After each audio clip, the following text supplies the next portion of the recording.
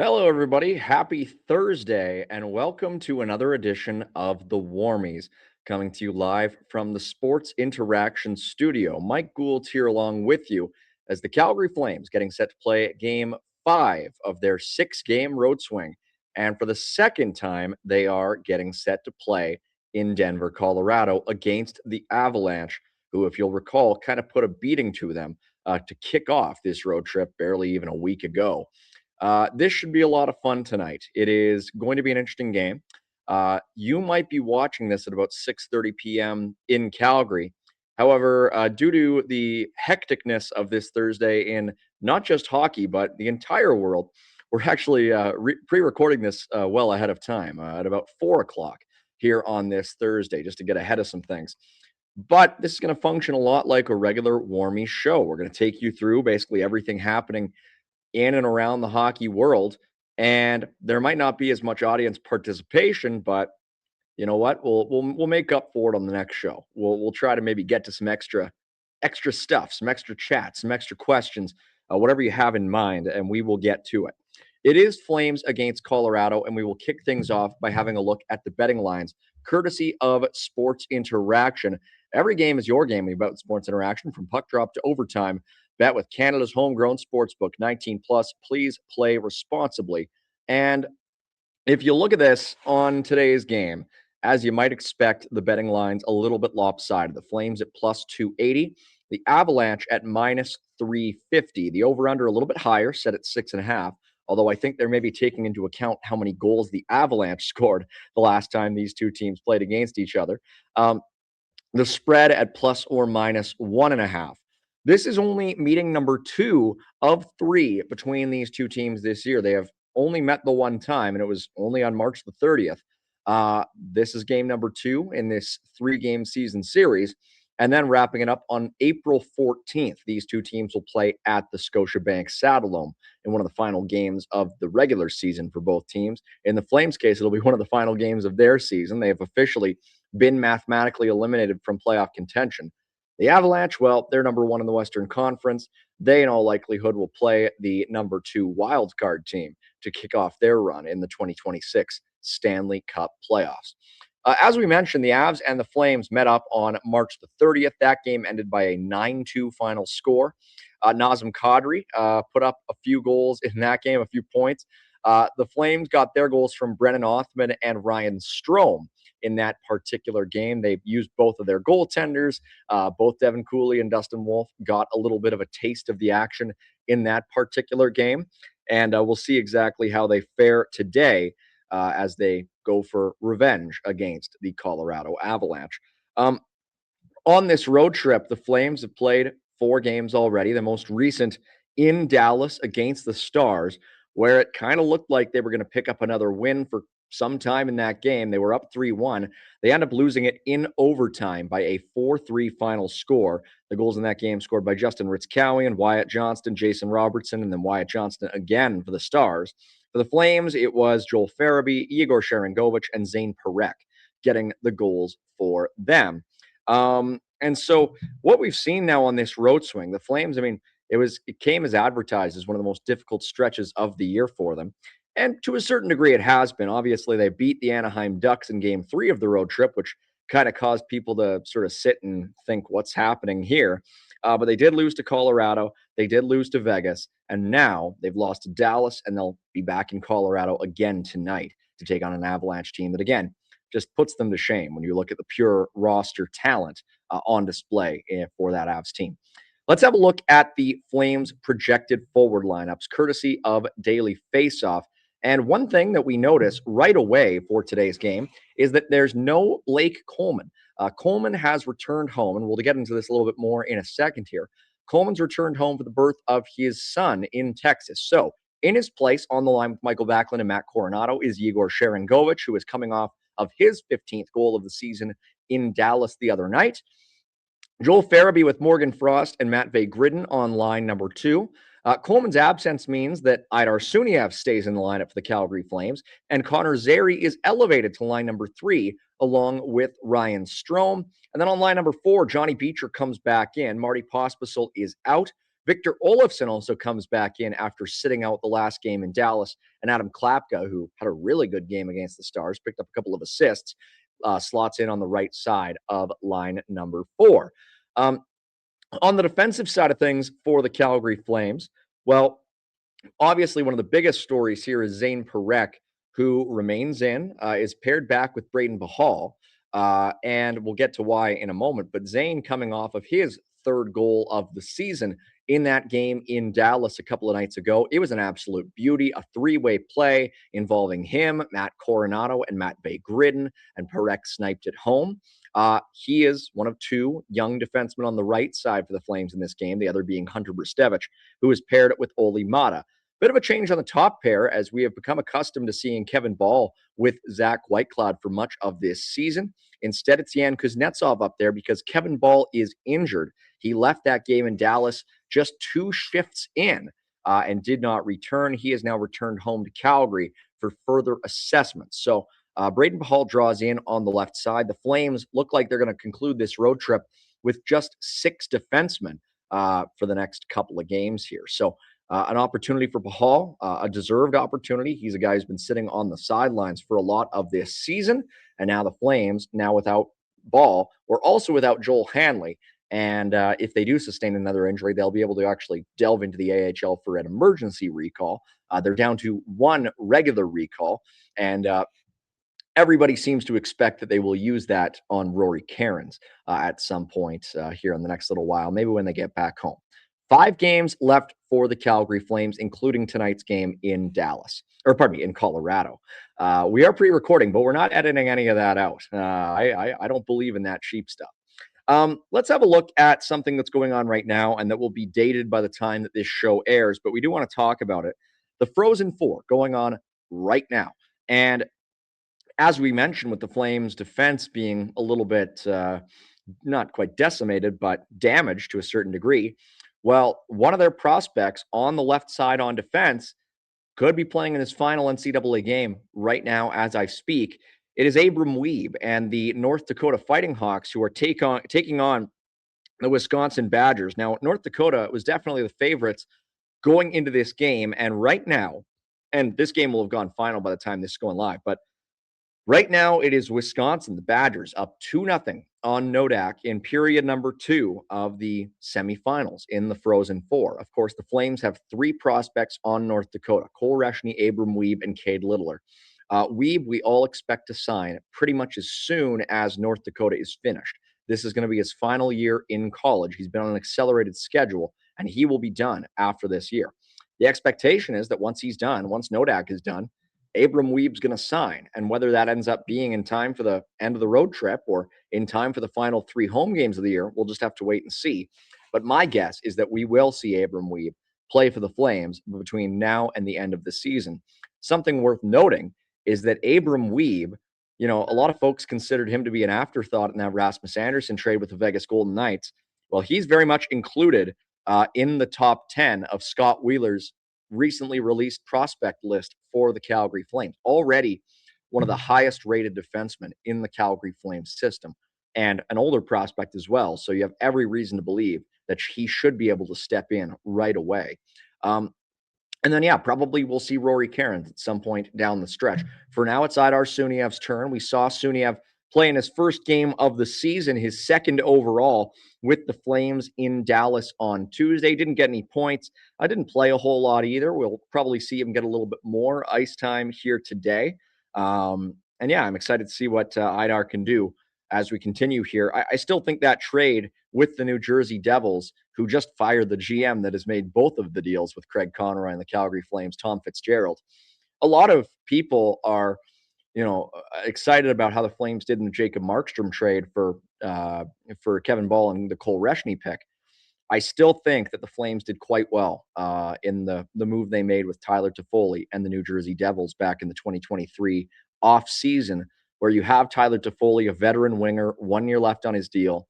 You trade him to New Jersey. You get Sharon Govich and you get a third round pick. The Devils have Toffoli for like 50 games. They flip him for a second round pick and a third round pick. So, which would you rather have? I mean, you can maybe say, well, perhaps you'd rather have the second round pick and the third round pick, sure. But by the same token, you've gotten 60 goals now out of Igor Sharangovich. Actually, I think maybe 63 over 3 seasons. That's pretty solid. And Idar Suniev, I mean, they were able to make that pick right away. They didn't have to sort of push it down the road a little bit. They traded to Foley for a pick that they made like a day later in Idar Suniev, who has gone on a really nice little upward ascent over the last couple of years in the Flames organization, to the point where on this year's Wranglers team, one of the very few bright spots, Idar Suniev, the product of Kazan, Russia, who played in the BCHL with the Penticton Vs before heading to UMass and is now with the Calgary Flames. And Sharangovich, to his credit, is now at 15 goals for the fifth time in 6 NHL seasons, which, especially considering the Flames team that he's on, that's not a small amount. It's a pretty solid amount. And so you wonder if the Flames might still have a lot of value to glean out of that deal over the next 2-3 years. We'll see. We'll see how things shake out from here. For Suniev the other night, 11-16 of ice time. Was not on the ice for a goal. He was even at the end of the day. Did not take a shot. He blocked a shot, a couple giveaways, a takeaway. Pretty standard stat line for a guy playing in his first NHL game in nearly a year. I would expect we'll see a lot from Idar Suniev against the Avalanche tonight, albeit, again, in challenging circumstances for any young player. Yeah, it's going to be an interesting one. Flames against the Colorado Avalanche. I mean, what are you going to say? I mean, we saw the Avalanche beat this team pretty badly, and that was with Blake Coleman in the lineup. Let's sort of return to this thread. Blake Coleman out for the Calgary Flames today. He has returned to Texas, where he is from, to attend to the birth of his son, along with his wife and their 3 children already. It should be a real celebration for the Coleman family, and we wish them all the best as they deal with this. But of course, that is one thing that the Flames have dealt with all year, is sort of being without guys at certain points. And right now, where they don't have Blake Coleman, well, if you want to maintain, maximize your draft positioning, not the worst time in the world to have one of your top two-way players, need to attend to something else. And it really is a testament to how good a player Blake Coleman is that he's just able to paper over so many of the cracks in this Flames forward lineups at various points in time. And we'll see if he does return for the Flames this year. He's 1 goal shy of 20 on the season, and that's a big mark too. 15 goals is impressive. 20 is impressive on a Flames team like this. So Blake Coleman not playing today. We'll see exactly if and when he's able to return. One guy I really want to talk about today is Matvei Gridin, because over at Daily Faceoff, my weekly Thursday column went live earlier today, and it's one that I'm really excited and happy and pleased with. About Matvei Gridin. He's defying convention to become the Flames' next young star. And I highly encourage you to go over to dailyfaceoff.com and just, give it a look, see if you'd like. I think it's some good pregame reading, or even during an intermission. While I was doing some research for the piece, because obviously we've seen a lot of Matvei in the NHL this year, it's been, easy to ignore the American Hockey League this year, just with how unsuccessful the Wranglers have been. But really with Matvei Gridin, I mean, the biggest thing that you can point to for how much he stirred the straw in that drink down there for so long this year, with Gridin in the lineup this year, the Wranglers went 15, 14, and 8. And that was really, I mean, also skewed a little bit by him going back down at the AHL All-Star break, or even like at the trade deadline when they had to paper him down, went back down for a couple more losses. But without Matvei Gridin, they're 15, 14, and 8 with him. Without him, the Wranglers this year are 6, 18, and 7. I mean, they go from being about a 500 team, slightly above 500 points percentage-wise with Gridin in the lineup, to unfathomably awful when he is not down there. And obviously, it's hard to replace a first-round pick caliber player. But think about it. How many first round picks have we seen who just haven't done anything as a pro, who have really struggled to influence play as pros? Um, I mean, you look, there are a number of guys in the 2023 first round, in the back half of that first round, who have not made as good of an impact in the AHL as Matvei Gridin already has. Even I look at Sam Honzek, who has been a good pro, but even he in the American Hockey League is not, I don't think, made the same level of impact as Matvei Gridin has. And so it's really exciting. I think Flames fans at times can be a little hasty to sort of say, we haven't picked high, so our pieces aren't good enough. We haven't made that number one overall pick. We haven't made that number 2, 3 pick. And so the guys that we have, they're not the real good ones. They're not the elite ones that we really, really need. I don't know though. With Matvei Gridin, everything we have seen since the day he was drafted in 2024 to me screams future star. And the only thing that works against him there is where he was drafted. But you look at it, he was the USHL's leading scorer when he was drafted. He went on to be the QMJHL's Rookie of the Year in a league that is tough for prospects, for elite prospects to play in at times because of just how unstructured it can be. Came to the AHL a year early. The only reason he was able to play in the AHL at all this year, he was in the same boat as Parekh, except that Gridin was drafted out of the USHL, and so the CHL agreement didn't apply to him. And so he's able to play in the AHL this year. He dominates right away. AHL All-Star at age 19. Comes up to the NHL, and he's above a half a point a game as a 19, 20-year-old in the NHL. That to me, I mean, I made the Dylan Guenther comparable a few weeks ago, and it just everything about the way that this guy plays to me says this is a guy who can drive a line. This is a guy who can be really, really special. And so obviously you want those high picks, and the Calgary Flames are going to get a high pick no matter how they finish this season. But even so, I think you're doing Matvei Gridin a bit of a disservice if you look at him and say, well, he's good, but he was only a number 28 overall pick. He can't be that good. Why not? Why can't he be that good? He's a really good player, and everything he has done so far invalidates where he was drafted.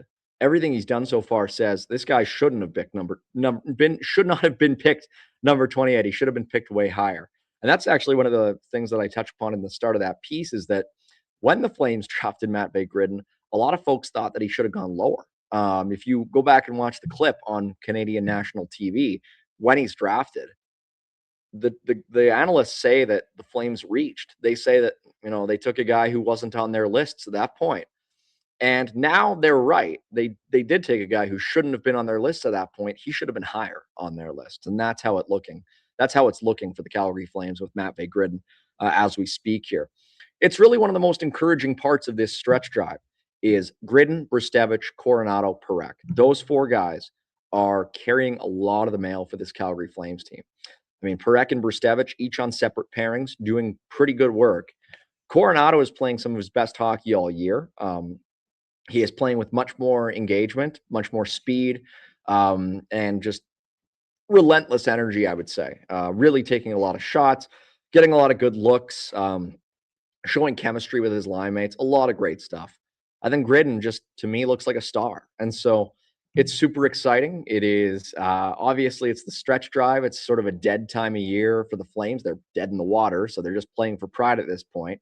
So you can't take it all, you can't take it all to the bank, but you can be pretty happy with what you're seeing if you are a fan of the Calgary Flames. So head on over to dailyfaceoff.com and give that article a read. I think you'll enjoy it. Just checking in on the score here. It's still 2-0 Wisconsin midway through the second period in Las Vegas. That's where the Frozen Four is taking place. Also today, later, we will have Denver against Michigan. Denver with Eric Jameson going up against Michigan with one of the top college free agents in TJ Hughes. So a couple of interesting games in the Frozen Four on this Thursday afternoon and evening. We didn't get to the Colorado Avalanche lines. Let's get to that now. Again, courtesy of our friends over at Daily Faceoff. No Nazem Kadri as he is hurt for the time being. So as it stands, it is Nathan McKinnon with Marty Necas and Arturi Lehkonen. Brock Nelson on the second line with Val Nichushkin and Gabe Landeskog. Nick Waugh, acquired from the Toronto Maple Leafs at the deadline with Yoel Kiviranta and Ross Colton on line number 3.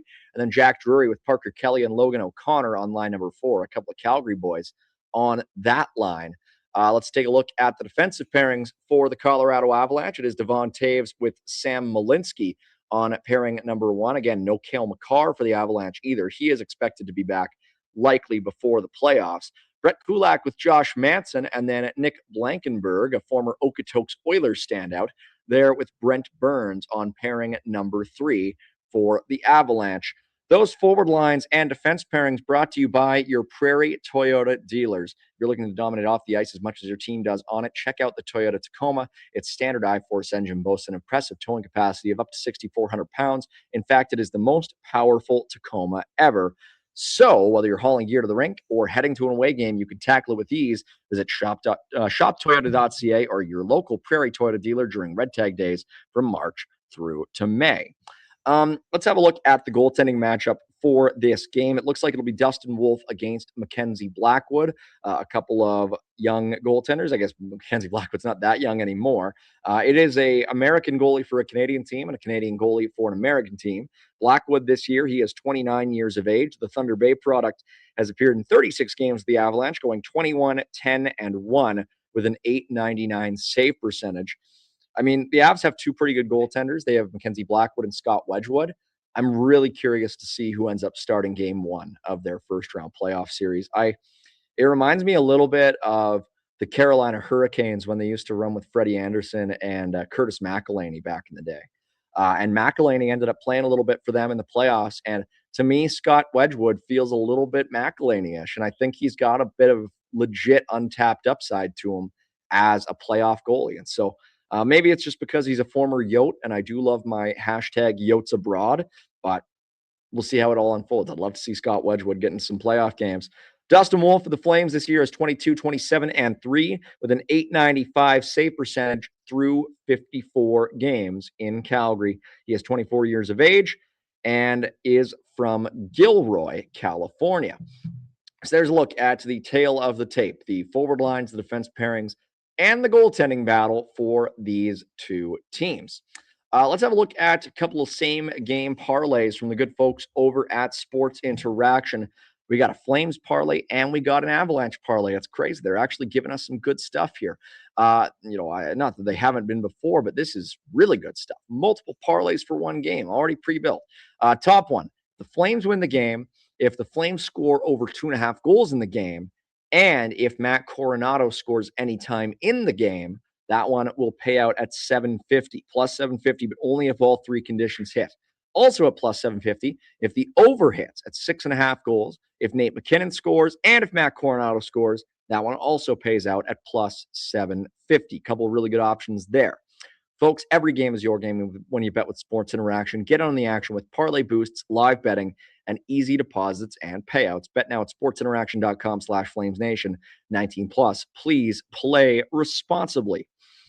I think the last thing I want to talk about today, just because we don't have the questions, is just the funny way the Flames scoring leaderboard is shaken out this year. Because if you look at it, obviously the Flames do have a 20-goal score. We weren't sure if they would get there, but in the end they did. And it's Morgan Frost, who has 21 goals now after his 2-goal outing against the Anaheim Ducks earlier on the road trip. The Flames also have 4 guys who are tied with 41 points this year. They are tied for the team lead with 41 points. Nazem Kadri, Matt Coronado, Morgan Frost, and Michael Backlund. Now, of course, Kadri's not getting any more points this year. We know that, at least not with the Flames. Coronado might. He's been doing pretty well. He's at 17 goals on the year. Frost has been red hot. He has 7 goals in his last 15 games. And Backlund. I mean, Backlund has kind of cooled off a little bit. He was, for a while there, way above a lot of the other guys on this team. Now he's in a 4-way tie for first. Then after that, you go down to Joel Farabee at 37 points, 19 goals. They've got Farabee and Coleman both tied with 19 apiece. Before you get down to Coronado at 17 and Backlund at 16 and Sharangovich at 15. Coleman's got 33 points in 65 games. We know he will not be playing tonight, so he won't get a chance to add to his totals. And then you've got Rasmus Anderson at 30 points. And will anybody else get up to 30? Well, Yegor Sharangovich only needs one more point to get up to 30 points for the 6th time in 6 NHL seasons. So we'll see if the Belarusian can do that maybe in today's game, getting to play with Michael Backlund and Matt Coronado. Some other guys who are on the upswing, though. Matvei Gridin, already up to 18 points in 33 games. He is now tied with Adam Klapka and Kevin Ball in scoring, even though those guys have both played in more than twice as many games. Although, I mean, what do you expect with Kevin Ball? Here's the funny thing, though. Then you get into guys like Olli Mata, who has 12 points in 16 games. Ryan Strome, who's got 11 points in 16 games. Zach Whitecloud's got 7 points in 26 games, which is definitely a decent clip, better than he was doing in Vegas. So, I mean, it's just a weird breakdown. If you go from top to bottom on this Flames hockey DB page, I just don't remember the last time that we saw everybody so close together for an entire team. I mean, we've seen years, we're seeing it with the San Jose Sharks right now, where a guy like Macklin Celebrini is way ahead of everybody else. And maybe that'll happen with the Flames again someday. We've seen teams where, there have been very few good players and they haven't had very good scores. The Flames, though, it's just just mush. It's just mush. I mean, you look at it, their goal scoring leaderboard, they've got, I think, like 10 guys with 10 goals, but only one of those guys has 20 goals. It goes 21, 19, 19, 17, 16, 15, 12, 11, 10, 10. And if you look at it, 3 of the guys who have 10 goals aren't even playing for them anymore. It's Kadri and Anderson who are gone, and Huberdeau who's done for the year. So, next year is going to be really interesting for the Flames. I think we're going to see maybe a little bit more set in stone from the start. I am really fascinated to see how Hunter Brzustevich and Matvei Gridin do as legit everyday NHLers from day one. And the same extends to Zane Parekh. But how is that going to translate into the points leaderboard next year looking different? If you have Matvei Gridin, who by the end of October is maybe already at 10 points in 10 games. How does that change things, right? So it's going to be a bit of a transitionary period. And the other aspect of it is if the Flames want to trade these guys, they need some of them to hit certain milestones. You want Blake Coleman to get to 20 goals because it's easier to trade Blake Coleman at 20 goals than it is to trade him at 19, maybe. I mean, it just depends on how perception around the league works. How do GMs see these players? I want Joel Farabee getting 20 goals. Joel Farabee, I mean, if you're looking at Joel Farabee and saying this guy's a 3-time 20-goal scorer, how does that affect his perception, right? So it's all a bit of a mental game, I think, with certain GMs around the league where, and it applies to the way that we see them re-sign guys too. I mean, how much more did Igor Sharangovich get on his current contract because he scored 31 than if he had scored 28, right? He's a 30-goal scorer, well, this year, right? So there's a lot to play for still in the final 5 games of the year. Guys are playing for individual milestones. They are playing for individual totals on the year. And there's also a lot of jostling at the bottom of the standings. And we will see how it all unfolds, especially after tonight's game. Folks, it's been fun pre-recording the Warmies. This is a new one. I actually think it turned out kind of okay. And I'm excited to see how the reaction goes when this goes live later this evening. Folks, time you're watching this, the game will just be about to start. 7 o'clock p.m. Calgary time. The Flames in Colorado to take on the Avalanche. Should be a lot of fun. Hope you guys enjoy it. Before we go, I just want to tell you a little bit about Truck Month over at GMC. If you've been waiting for the perfect time to upgrade your ride, this is it. With the Sierra 1500 Pro Graphite Crew Cab 2026 model, it's got a 2-inch factory lift with off-road suspension and a 5.3-liter V8 engine that delivers the kind of power you actually feel when you hit the gas. During Truck Month, you can get into it for your very own. Now is the time to head on down to a GMC dealer, take it for a spin, and see what the Sierra 1500 Pro Graphite Crew Cab can really do. Folks, this has been a lot of fun. Mike Gould here with you. I want to thank my producer, Michael, for being so flexible today and being able to do this show a little bit earlier than usual. Big help, promise. Thank you to all of our sponsors, our partners here on the Warmies and on the Nation Network. And thank you to all of you in the comments. I can't see what you're saying, but I'm sure you're having a good time there in our YouTube chat and hopefully on our other social media channels as well. One more time, my name is Mike Gould. And for this Thursday, April the 9th, enjoy the game. You've been watching another edition of Sports Interaction Show on Flames Nation, the Warmies. Hey, buddies. Thanks for watching. We appreciate it. Also, if you could throw in a like and subscribe, it does help us out with what it is we are doing. And check out more at flamesnation.ca.